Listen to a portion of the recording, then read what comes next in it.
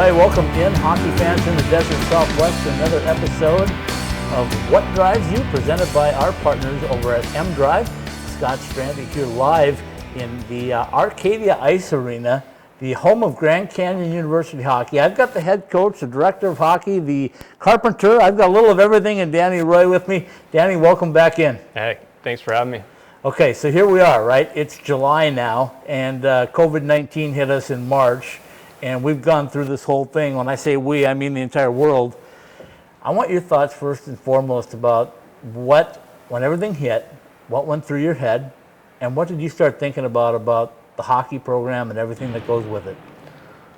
I mean, I think when everything hit, we were all coming off the end of our season, just getting back from Colorado. I know a lot of us got sick after that trip. Who knows what it was, whether it was just the flu that was going around or a mix of both. You never know. But it was right at that same time when the first cases were popping up all over the place. And I mean, thankfully we weren't scheduled to go out to Texas for the national tournament and things like that, so we didn't have to do the damage control of canceling travel plans or anything like that. We just rolling in, and a lot of it was just the school getting our students out and getting them scheduled online, so that way they continue their classes and go back home and stuff. So I don't think anybody was really prepared for that, obviously. Yeah. But I just kind of continued into the summer, like we still had a job to do, which was get ready for the next season and just prepare, because I mean, we didn't want to be thinking that we're not playing and then all of a sudden we are playing and we're not ready for it. So it's just hope for the best and continue. I think you touched on a good thing, prepare, and that's kind of why I wanted to sit down with you. And what drives you is our focus on what drives you to do what you do. When you and I met 5 years ago, and you told me you were starting a hockey team at Grand Canyon, I was going like, can I have that temperature check right now? and what a job you've done, because you've taken it from literally ground zero to where we are now in a locker room. The program's built, the players are here. I see on social media all the time the new players you're bringing in. Mm-hmm. But let's step back. Tell me about day one. Day one, when you stepped on campus at Grand Canyon and said, I'm going to start a hockey program. I know you had some help with some players, but tell me a little bit about how that all went. Yeah, well, at that same time, I was the assistant coach with Tate Green at ASU for the D2 ACHA program there, and that was their second D2 team that we were both coaching. So we were having a successful year there. I was kind of like, the goal was always to go to school, get a degree, and once I got that degree, come out of it and try to coach as a job. Right. And at the time, I'd heard rumors that GCU had been hinting at trying to find somebody who was interested in starting hockey, and just reached out through LinkedIn to Dan Nichols, and within 30 minutes, he gave me a phone call. We talked on the phone for about 30 minutes to an hour, and then I met with him, and from there is just explaining kind of my thoughts on how to build it without asking for a bunch of money up front and without asking to get paid up front and all that stuff. I think the presentation of how I wanted to build it fit what the university wanted, and then from there is just the snowball effect of hard work and things like that creates more and more to do. I hear you. When we talk about hockey, right? I mean, we've all played it. We know the passion. I don't know if there's a sport as passionate as hockey, the sport of hockey, and the parents and the players. I mean, you have to really be into it, right? I mean, you can get away with other sports of maybe doing it part-time or not full-born, but hockey players are different. Mm-hmm. Tell me how that has played a role in what you've done here at Grand Canyon and this beautiful locker room that we're sitting in. Yeah, well, like I said at the beginning, it was all 100% volunteer, and right. And it was probably more hours than you could even work in two jobs doing it. But thankfully, my wife was very supportive of me pursuing this and going about it. And in addition, living costs in Arizona are much more affordable than back home in California. So But yeah,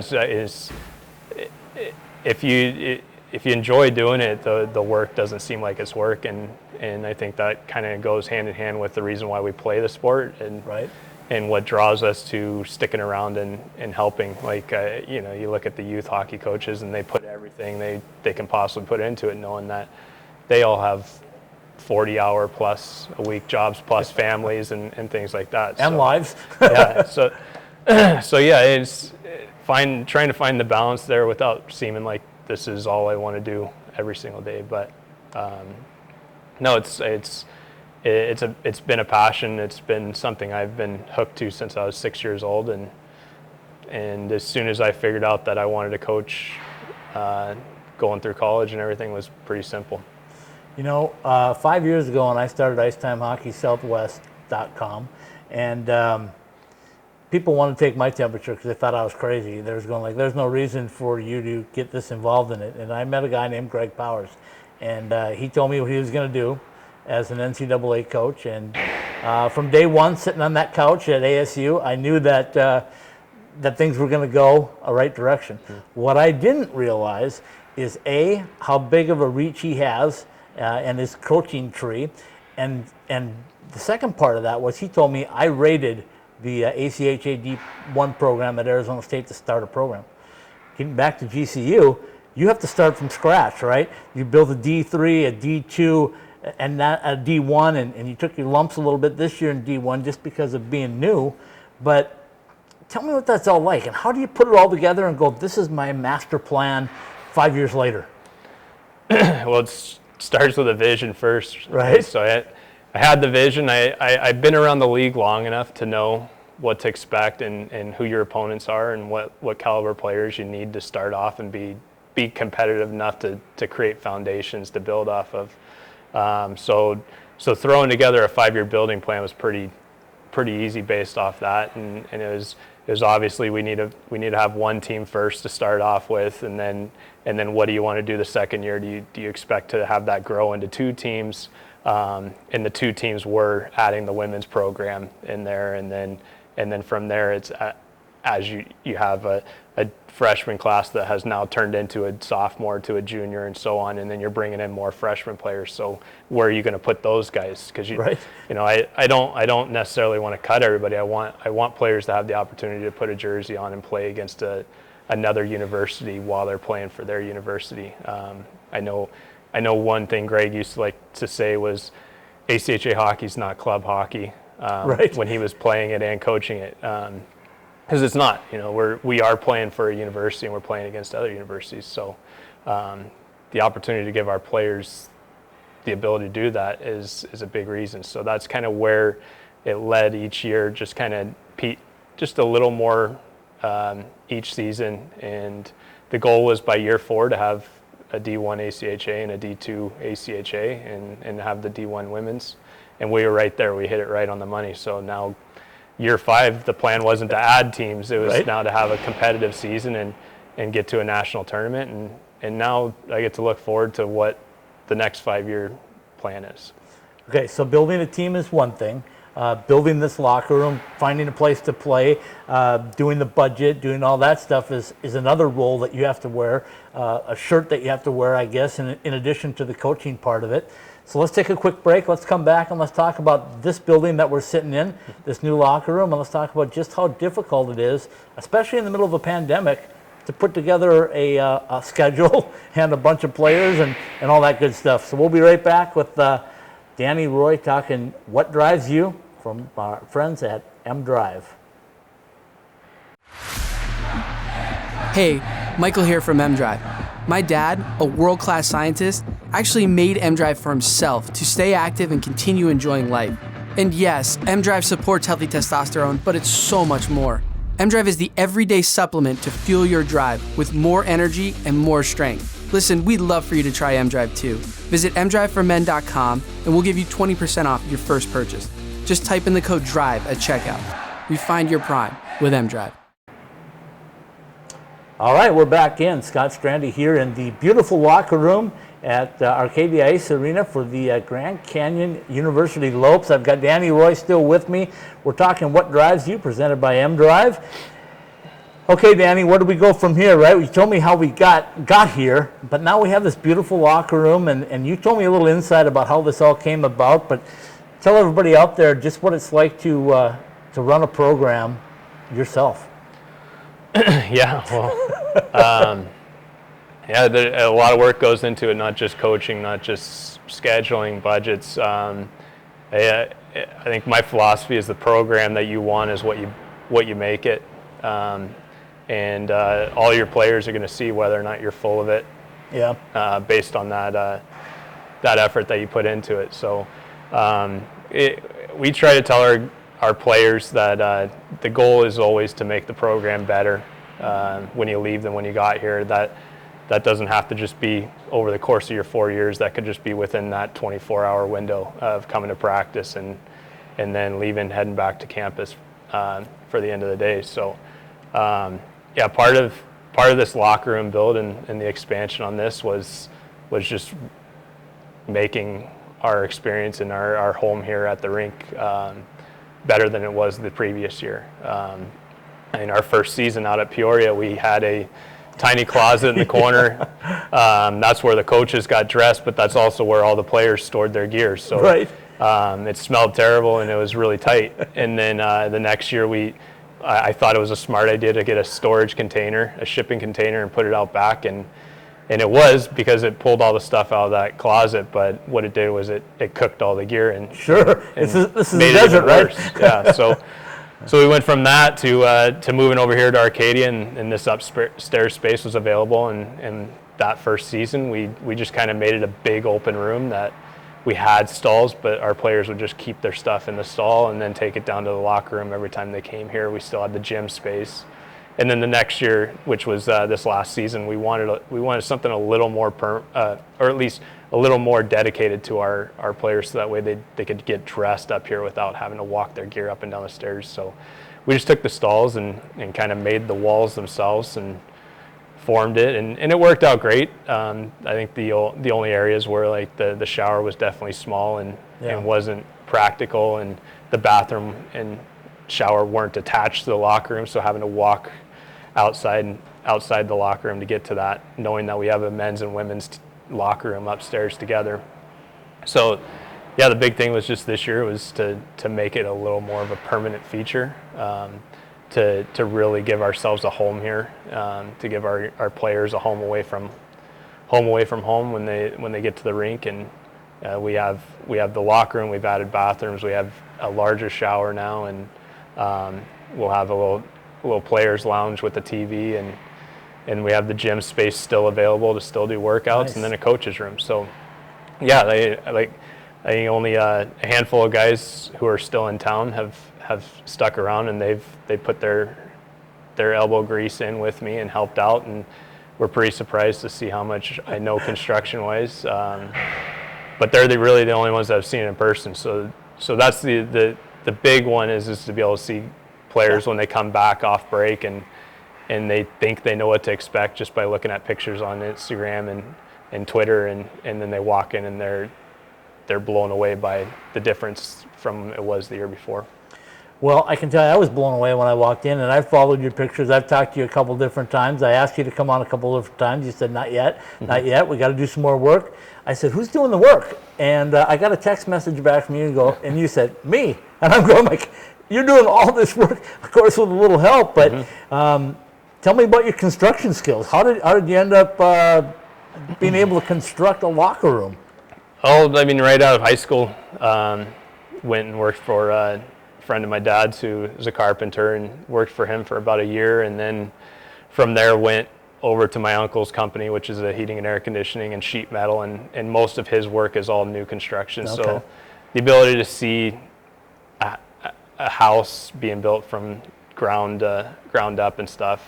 But I've always been somewhat handy with the ability to just kind of make stuff and build things and stuff like that. So I spent like 8 years in California in the trades, and Okay. and then from there it's just if there's something I don't really know what to do, thankfully there's Google and YouTube. Yeah. Right. But the ability to just see that and go. So I've had a little bit of classes that I took in junior college that were architecture and stuff, so I had the ability to draw up plans and take something out of my head and put it into this. And that's pretty much what I kind of looked at the room and I go, we can definitely do 2 larger locker rooms up here with walls and stuff, but still have room for workouts and all that stuff. So a few of our players have like kind of said, like, I can't think of something and then just do this. Like, you'd have to like show me physical pictures or what to do in order to do this. So yeah, it's just an added piece to the resume of many things. But it's got to be self-fulfilling and kind of good when you know that you were the driving force of this. Brings me back to what drives you, because I know you well enough, I think, to know the passion that you put behind everything you do. You do nothing to shortcut, right? If you can't do it right, I don't know if you do it. Fair? Yeah. I mean, it's when I played at ASU, we dressed in the locker room that's not there anymore, and in that locker room, Greg can tell you that was built by pretty much parents, right? So, and that's what they had before they had their current locker room, and before they're now going to finally move into an on-campus rink. So that's kind of the process of being an ACHA program, is if you want the resources and things like that the varsity programs have, or the nicer programs have, sometimes on a budget you got to do it yourself if you want it, and that's kind of what we're doing. So the obvious question is, at Grand Canyon, hockey wasn't anything before you appeared there. There were some guys that wanted to play it, that wanted to move the sport. How's it being receptive right now? I know the fan support is there. I know the team is building very nicely, but how's the overall projection for Grand Canyon? What's the talk? Our director, Dan Nichols, kind of he I mean, that's a big reason why he saw the need to start hockey 5 years ago, and what he sees when our players play. He's at every single game. He's got his seat. He's got his seat in the tavern where he eats his chicken wings every single game, and he just sees it. He sees how much our players are involved with it and how much they enjoy it, and he, not just myself, but he sees the work that our coaches put in, like what Coach Rossi has done with the women's program and stuff. So I mean, the support is there. Any ideas that I have, or anywhere that we want to take this program and try to get to, he's willing to help and back us. It's just kind of a matter of our performance and showing that we can grow and get better, and not just competitively on the ice, but that our players are good students, but also we're following the mission of the university and getting out in the community and helping as well. Well, that's evident. I mean, I've seen that every year that you've had the program, all the work that you guys have done in the community. So kudos to you for that. Before we jump into to everything else, I just want to talk maybe for just a quick minute, if you can, and tell me about the development of the entire program as it appears ACHA D1 wise, and then we'll talk about the players you're bringing in. So think about that one. How does GCU fit into the ACHA D1 arena, if you will, in the Desert Southwest? And we'll take a quick break. You come back, tell me about that, and tell me about some of the players you got coming in for this second year of the D1 program. We'll be right back in just a minute with another What Drives You with Danny Roy at Grand Canyon University. Beautiful Arcadia Ice Arena locker rooms, presented by Mdrive. Hey, Michael here from Mdrive. My dad, a world-class scientist, actually made Mdrive for himself to stay active and continue enjoying life. And yes, Mdrive supports healthy testosterone, but it's so much more. Mdrive is the everyday supplement to fuel your drive with more energy and more strength. Listen, we'd love for you to try Mdrive too. Visit mdriveformen.com and we'll give you 20% off your first purchase. Just type in the code DRIVE at checkout. Refine your prime with Mdrive. All right, welcome back in, hockey fans in the Desert Southwest. As you can see me, they're still purple, they're still black, they're still white. There's 3 big letters here, GCU. You know where we're at. We're in the locker room, the brand new locker room at Arcadia Ice in beautiful center of Phoenix, basically, not far from the campus of Grand Canyon University. Danny Roy is still with me. We've talked about building the program. We talked about this program and what it's inside now in this this beautiful locker room. Now let's talk about the program and where it's headed. So my first question to you, Danny, is when I look at Arizona, ASU, UNLV, and Grand Canyon, I don't know that there's 4 ACHA D1 clubs that are pushing each other harder than you guys are. Tell me about your role in that. Yeah, it's. I think it's. We've all kind of created a decent rivalry.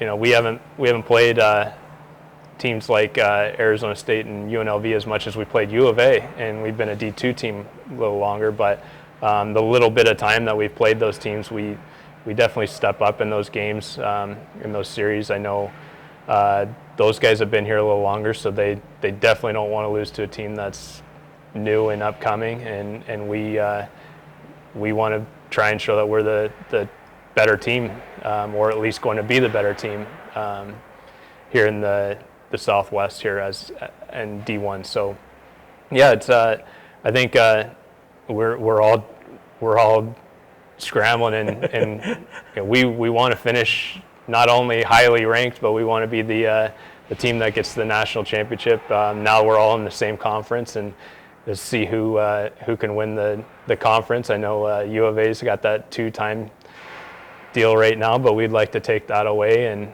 I know UNLV is a tough team coming in, and they're expecting that they're going to show up and win it their first year in. So I think our role in there is just kind of it's we want it, and we're going to try and take it. We know we belong here. We know we played a lot of close games last season. We pushed the teams that were going to nationals that we played against. We pushed them right to the edge, and I think we definitely woke them up, knowing that if they show up and play us again this season, they probably need to be 100% prepared. So we gave ourselves a good look. We know what we have. We know we've created a foundation. We know we're going to be able to build off that. And if you paid attention to our social media, we're definitely building for it too. Absolutely. And it's funny that you say that, because in our podcast, we reach out all over the place, and I talk to people in Western Canada and all over, and I ask them, I go like, what's the talk, right? And they're telling me from their junior leagues up there that kids are looking at schools like Grand Canyon and Arizona State, and because of this, they have their choice. If they don't go NCAA, they can go play Division III at maybe a smaller university in a smaller town, or they can go to a bigger university in a bigger community, get that big college setting, but still play quality hockey. So that being said, as you prepare, you don't leave any stones unturned, do you, when you're looking for recruits? Anybody that will listen? Yeah, I don't have any. I guess I don't have any fear of who I'm contacting. Right. I am realistic. I know some players that we reach out to definitely have offers. I've talked to players that have D1 offers and have ended up signing and going and play D1. But the ultimate goal there is that you put your name in the back of their head, and if something falls through and it doesn't happen, hopefully that conversation that you had with them sticks with them, and all of a sudden you get a phone call, and either that year or a transfer potential in the future. So I think that's a big part, is just going out and going after some players. I know I think the biggest player that came to us to really catapult our success was Barabash. Yeah. And I mean, he had some decent offers, and he's one of those guys that came from an AJHL, SJHL background. So for him to just up and say, yeah, I'll come to a D2 program, I don't really even know what that's all about,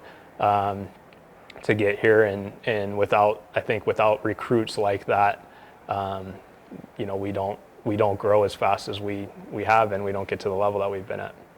I hear you. You mentioned briefly about the conference, and I think that's a huge thing. I don't know how many people know for sure yet what that conference is going to look like, but the WCHL is adding 3 schools, UNLV, and Utah. And not only, when I talk to the other coaches, the first thing that comes out of their mind is, oh, my budget got a lot better because it's a lot closer games.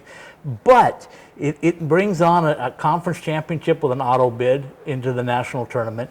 It brings a competitive level, which helps you build points to get into that national tournament. So just give me your thoughts on about how important that conference is for the growth of your program and basically hockey in the Desert Southwest. Well, it's huge. The way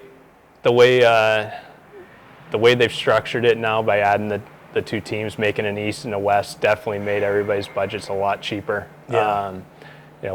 Thankfully we have Arizona and Arizona State in-state, but U of A is only a 4-hour drive or 4.5-hour drive, and then Utah's not too far away. So the ability to be able to play those teams two weekend series in a season, and only have to travel over to one team. Yeah. On the East and have one team travel to us just makes things that much easier and more affordable for all of us. But that's one of the top conferences in the country. Yeah. They've averaged being number 2 within that top 2 area. So that means when we're playing, the games we're playing are huge for the strength of schedule portion of the rankings, and that's a big part of everything. I mean, we obviously didn't have a great winning record, but because of the teams that we played, right, it definitely held our ranking number up. Instead of being down and plummeting down towards the bottom of the list, we were hovering right in the middle of the pack all season long. So one of those overtime wins goes our way, or even we could win in regulation, and you would have seen us up towards the top 25. And it's different in ACHA D1 than at the other levels, right? The ranking system is how you get into the national tournament, top 20, top 18, top 16, whatever you want to call it, with the auto bids and all of that. But it's not just about wins and losses. You mentioned it's strength of schedule, but there's also that point differential, which keeps you guys engaged in close games to create close games, correct? Win or lose. Yeah, I mean, thankfully they have 2 different points that they go off of, and then they average it out. So if you are winning a lot, that obviously helps. But some of the argument always is we, with ASU or U of A, and even UNLV, they were probably supposed to beat us by 3 to 4 goals based on where we were sitting each game. But you can't expect a game that's as intense as our games have been to be able to just dominate a team like that, because one night we lose 5-0 to University of Arizona, and the next night we take them to overtime and almost beat them. So those are the things that drive the coaches crazy with them on the rankings. So the ability to be able to kind of piece it out there, and everybody has their issues with what the ranking system is and stuff, but it usually ends up being pretty spot on by the end of the season, and the teams that just manage their schedule and do what they're supposed to do tend to be right where they need to be. Okay, so as we wrap it up, and you and I could probably go on another 2 or 3 hours talking hockey, because that's what we do, but to wrap it up, I want you to give a feel for, I know everything's unknown right now with the COVID-19 situation. If you could see into a crystal ball down the road, what can Grand Canyon fans expect from the team that you've got when they hit the ice, and let's hope that it's a regular season, it starts on time and all that good stuff? What can they expect? I think we're just going to be an all-around team at this level now, finally.